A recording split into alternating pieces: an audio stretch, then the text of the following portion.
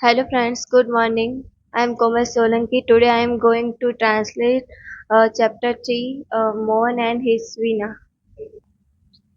Mohan was born in family of musicians. મોહનનો જન્મ સંગીતકારોના કુટુંબમાં થયો હતો. Music was in his blood.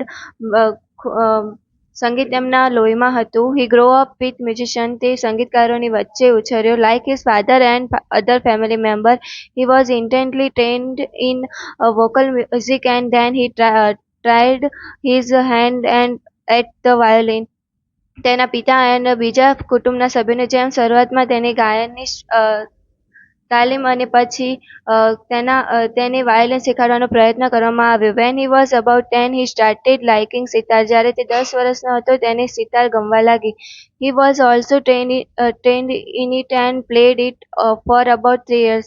તેને તેમાં પણ તાલીમ આપવામાં આવી અને તેને લગભગ 3 વર્ષ સુધી તેને વગાડી. A German lady come to stay with Mohan's family to learn music from his father. એક જર્મન સ્ત્રી તેના પિતાજી જોડેથી સંગીત શીખવા મોહનના કુટુંબ સાથે રોકાવા આવી. It was then that the guitar entered his life. તે સમય હતો જ્યારે તેમની લાઈફમાં ગિટારનો પ્રવેશ થયો. He began his experiment with that beautiful instrument. તેને આ સુંદર વાદ્ય સાથે તેમના પ્રયોગો શરૂ કર્યા. No other instrument now in my life. હવે મારી જિંદગીમાં કોઈ બીજું વાદ્ય નથી. I want to play the guitar only. હું ફક્ત ગિટાર વગાડવા માંગુ છું. Said Mohan to himself. મોહને પોતાની જાતને કહ્યું. Guitar took all this time. ગિટારે તેમનો બધો જ ટાઈમ લીધો. Guitar the full day. Guitar આખો દિવસ. Guitar our is a family where sitar vocals and classical violin are પ્રેક્ટિસ્ડ. આપણી ફેમિલી એ છે જ્યાં સિતાર ગાયન અને શાસ્ત્રીય વાયોલિનની પ્રેક્ટિસ કરાવવામાં આવે છે. The guitar does not have the effect which our instrument do and moreover it's not from India. આપણા વાદ્યમાં જેવી અસર છે તેવી ગિટારમાં નથી અને ઉપરાંત તે ભારતનું વાદ્ય પણ નથી. Said one of the family member. કુટુંબના એક સભ્યે કહ્યું. Do you know your father does not approve your love for the guitar. તને ખબર છે ગિટાર પ્રત્યેનો તારો પ્રેમ તારા પિતાજીને પસંદ નથી. Said his aunty. તેની કાકીએ કહ્યું. But his mother come to help him. પણ તેની માતા મદદ માટે આવી. Let him follow his heart desire she declared. તેને તેના હૃદયની ઈચ્છા અનુસરવા દો, તેમણે જાહેર કર્યું. Then his father started supporting him. પછી તેના પિતાએ તેને સપોર્ટ કરવાનું શરૂ કર્યું. He was overjoyed and decided to modify this western instrument. તેને ખૂબ આનંદ થયો અને તેને આ પશ્ચિમ વાદ્યમાં ફેરફાર કરવાનું વિચાર્યું. He tried to make it suitable for playing pure Indian classical music. તેણે આ શુદ્ધ ભારતીય શાસ્ત્રીય સંગીત વગાડવા માટે અનુકૂળ બનાવવા માટેનો પ્રયત્ન કર્યો. He spent 2 more years with guitar only. તેણે બીજા 2 વર્ષ માત્ર ગિટાર પર ગાળ્યા. On one evening there was a gathering of close family friends. એક સાંજે તેમના કુટુંબના નજીકના મિત્રોનો મેળાવડો થયો. In this small gathering, Mohan's brother, sister and nephew, who were also performing artists, played music on their classical instrument. આ નાનકડા મેળાવડામાં મોહનના ભાઈ, બહેન અને ભત્રીજાઓ હતા જે જાહેરમાં વગાડનારા કલાકારો હતા. તેમણે પોતાનું શાસ્ત્રીય વાદ્ય વગાડ્યું. There was a great appreciation. તેમના વખાણ થયા. Mohan to express his wish to perform, he played on guitar.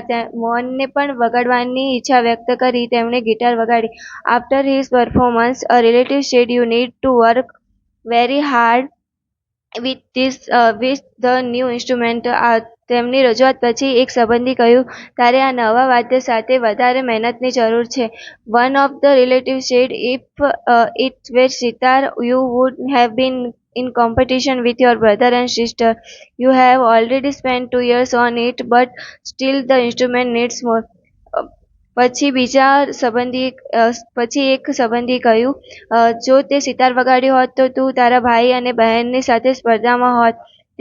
તે આના ઉપર 2 વર્ષ ગાળ્યા છે, પરંતુ આ વાદ્ય આ વાદ્યમાં હજી મહેનતની જરૂર છે. After his performance someone said the sitar sound is like a flowing stream. Your instrument doesn't have the depth. તેમની રજૂઆત પછી કોઈએ કહ્યું, સિતારનો અવાજ વહેતા ઝરણાના જેવો છે. તારા વાદ્યમાં આવું ઊંડાણ નથી. Yet another said, your brother plays the violin. His sur and tal are so beautiful. What are you doing this instrument? વળી બીજાએ કહ્યું, તારો ભાઈ વાયોલિન વગાડે છે, તેના સૂર અને તાલ ખૂબ સુંદર છે. તું આ વાદ્ય સાથે શું કરી રહ્યો છે? Mohan was depressed and cried for the whole night. He had already given 2 years of his life to this instrument. Mohan હતાશ થયો અને આખી રાત માટે રડ્યો. તેણે પોતાની જિંદગીના 2 વર્ષ આ વાદ્ય માટે આપ્યા હતા. But from the heart I am made for guitar.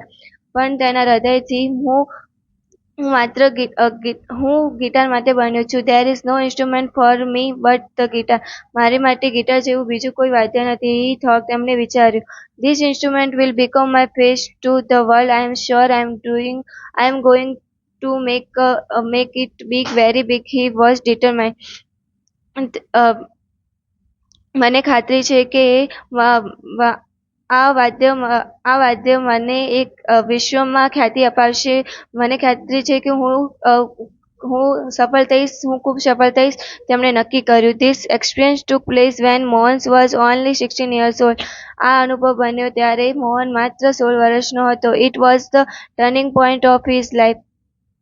આ તેમની જિંદગીનો પરિવર્તનનો પળ હતો. Mohan doubled his Riyaz and practiced for about 10 hours a day. મોહને તેમનો રિયાઝ બમણો કર્યો અને દિવસના 10 કલાકની પ્રેક્ટિસ શરૂ કરી. He also studied other aspects of the guitar.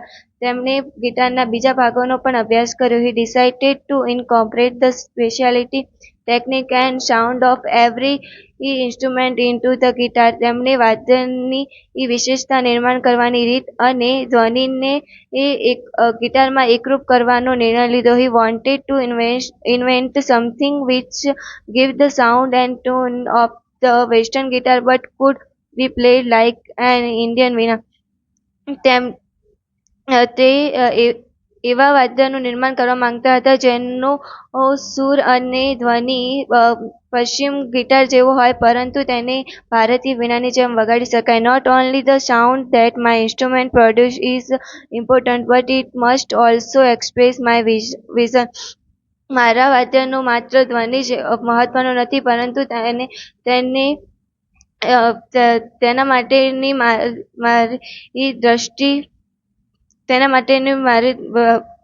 મારી દ્રષ્ટિ વ્યક્ત થવી જોઈએ. What I want to say, thought the instrument.